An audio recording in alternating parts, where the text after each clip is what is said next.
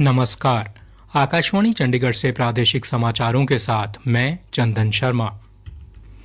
प्रधानमंत्री नरेंद्र मोदी ने मॉरिशस में ऐतिहासिक चुनावी जीत पर डॉक्टर नवीन रामगुलाम को बधाई दी है।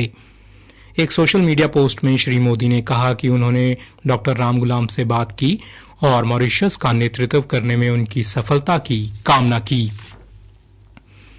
केंद्रीय वित्त एवं कॉरपोरेट मामलों की मंत्री निर्मला सीतारमण ने कल नई दिल्ली में Asian infrastructure investment bank AIIB के प्रतिनिधिमंडल के साथ बैठक की। बैठक में AIIB के निदेशक मंडल के 11 अधिकारी शामिल थे। श्रीमती सीतारमण ने AIIB के पिछले 9 वर्षों में उल्लेखनीय वृद्धि की सराहना करते हुए डिजिटल सार्वजनिक अवसंरचना के निर्माण और इसके इस्तेमाल में भारत के वृहद आर्थिक बुनियादी ढांचे और इसके प्रमाणित नेतृत्व का उल्लेख किया। केंद्रीय शिक्षा मंत्री धर्मेंद्र प्रधान आज राज्यों और केंद्र शासित प्रदेशों के सचिवों के साथ उच्च और तकनीकी शिक्षा पर 2 दिवसीय राष्ट्रीय कार्यशाला का उद्घाटन करेंगे। इसका उद्देश्य राष्ट्रीय शिक्षा नीति 2020 को लागू करने के लिए विभिन्न दृष्टिकोणों और पद्धतियों का प्रसार, रूपरेखा और कार्यान्वयन रणनीतियों को प्रभावी ढंग से लागू करना है। हरियाणा शिक्षा विभाग ने इस सत्र के लिए स्कूलों के समय में बदलाव के निर्देश जारी किए हैं। एकल शिफ्ट वाले स्कूल सर्दियों में सुबह 9:30 से दोपहर 3:30 तक चलेंगे। 2 शिफ्ट वाले स्कूल 15 फरवरी 2025 तक पहली शिफ्ट में 7:55 से 12:30 तक और दूसरी शिफ्ट में 12:40 से शाम 5:15 तक चलेंगे।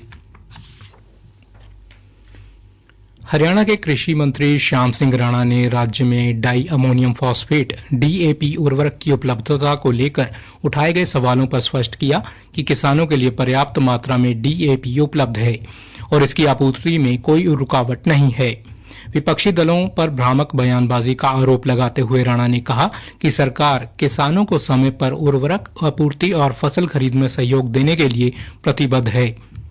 कांग्रेस नेताओं द्वारा DAP की कमी के आरोपों का खंडन करते हुए राणा ने बताया कि राज्य में वर्तमान में पर्याप्त DAP स्टॉक में है और 15 नवंबर तक अतिरिक्त 9,519 मीट्रिक टन आने की संभावना है।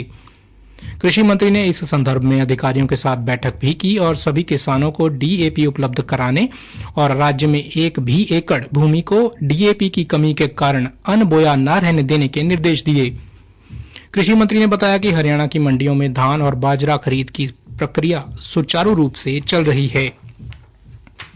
खाद्य एवं आपूर्ति विभाग की अतिरिक्त मुख्य सचिव डॉक्टर सुमिता मिश्रा ने खाद्यान्न भंडारण से जुड़ी एजेंसियों के अधिकारियों की बैठक ली।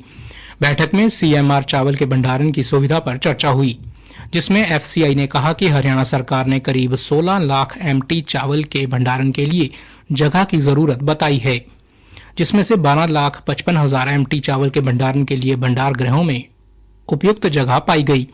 इसके अलावा FCI की और लंबित भुगतान, गोदामों में अनाज के भंडारण के लिए दर्शाए जाने वाले समय अवधि को लेकर व अंतर जिला गेहूं स्थानांतरण पर FCI द्वारा यातायात खर्च उठाने जैसे मुद्दों पर भी चर्चा की गई।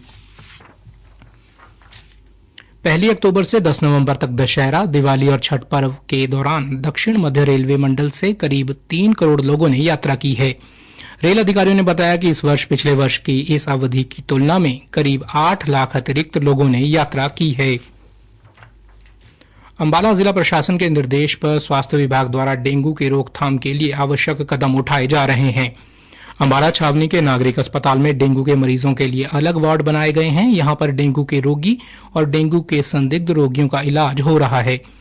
वहीं अस्पताल में डेंगू की नोडल अधिकारी डॉक्टर चित्रा शर्मा ने बताया कि डेंगू से बचाव के लिए इस मौसम में सावधानी बरतनी जरूरी है। उन्होंने कहा कि यदि किसी व्यक्ति को बुखार होता है तो वो सरकारी अस्पताल में डेंगू का टेस्ट मुफ्त करवा सकता है। डेंगू की रोकथाम के लिए स्वास्थ्य विभाग की टीमें पूरे जिले व गांव स्तर पर काम कर रही हैं, जिसमें स्वास्थ्य विभाग के डॉक्टर, स्वास्थ्य कर्मचारी, आशा वर्कर्स और अन्य स्टाफ के लोगों को डेंगू से बचाव के बारे में जागरूक कर रहे हैं। इसी के साथ प्रादेशिक समाचार समाप्त हुए।